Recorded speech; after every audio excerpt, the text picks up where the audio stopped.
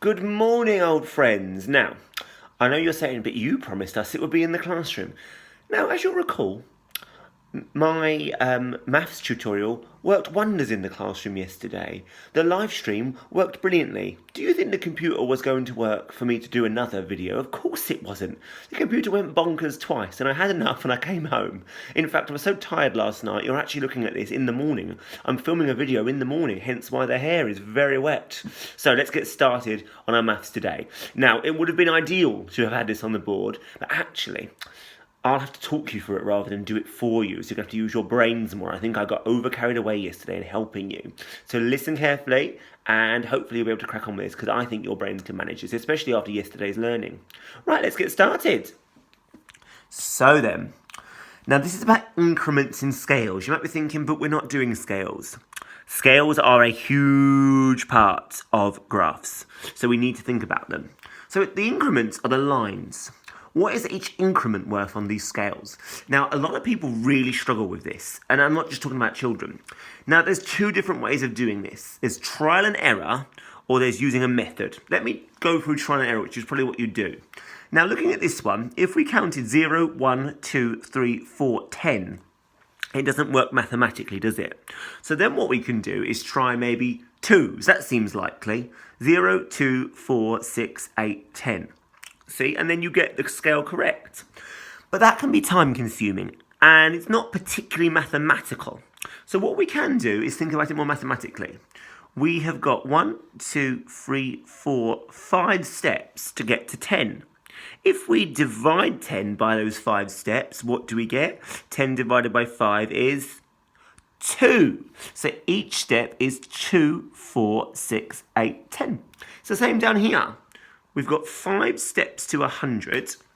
If we divide 100 by 5, what do we get? Yes, we get 20. So 20, 40, 60, 80, 100. Do you see? That's the best way to find out the increments, is by counting the increments, dividing it by the first number you come across. Okay, let's have a look. Yeah, we were right. I'm not going to show you the rest because I want you to do a bit of maths today. So on this first question, it's a completing the graph. We've got some of the data missing, which has already been put on the graph. We've got to move the data from the graph into these boxes. And also, we've got to put this data, some of this data, onto the graph. So first of all, filling in this chart here, we know our days of the month. Our months of the year. We're not amazing at how many days in those months, as we learn, but yes, you can fill in the months, and then you notice you've got July and August missing, so you need to read July and August off of the graph and put them here.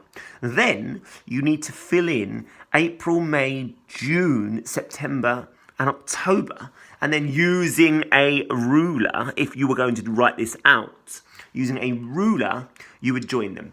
Remember, this isn't your activity, this is just to get you used to it. You don't have to print this out and do it. But if you have printed it out, use a ruler.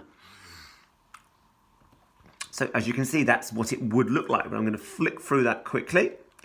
Here, you are just going to be filling in the missing labels. You might think, why are we doing this? It's actually really important for your understanding of how graphs work. So it's giving you the information at the top, and you've got to fill in those missing labels. There's a quick flash of them for you.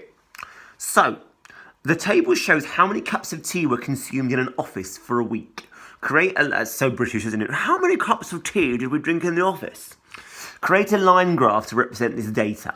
So, you've got all the data about the cups of tea drank, and you've just got to plot it onto the chart. And then if you are doing this, use a ruler. And you've got to fill in the data as well, so it would look something like that. Right, now here's onto the problem solving. I like this one.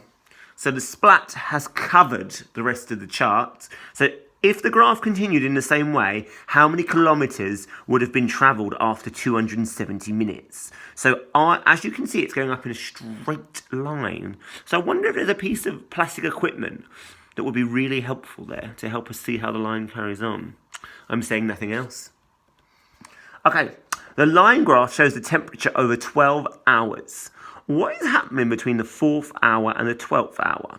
So you're looking at 4 and 12. So it looks like the temperature is going down. But I wonder if you could suggest why would the temperature be going down? Thinking about, this isn't so much maths as just common sense, real life. When does the temperature go down? Okay.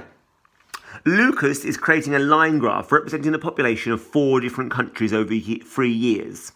I will use intervals of 1,000 for the population axis. So, he's going to do increments of 1,000, 1,000, 2,000, 3,000.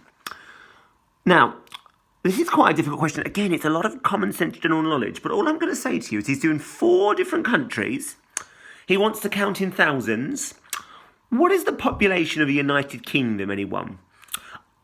To my knowledge, it's about 67 million. So if that's one country of 4 and we're already on 67 million, have a think about using thousands. That's all I'm going to say. Right then, crew. I believe that's us done for today. You've done a super job on the graphs yesterday from what I've heard. I think you can do a super job today. I whizzed through that, and actually I think I'm glad I whizzed through that because I think I would have given too much away. You've got it to help you to go through it yourselves though, and it would really help if you can print today, but I know lots of you haven't got printers, so it's a big expectation.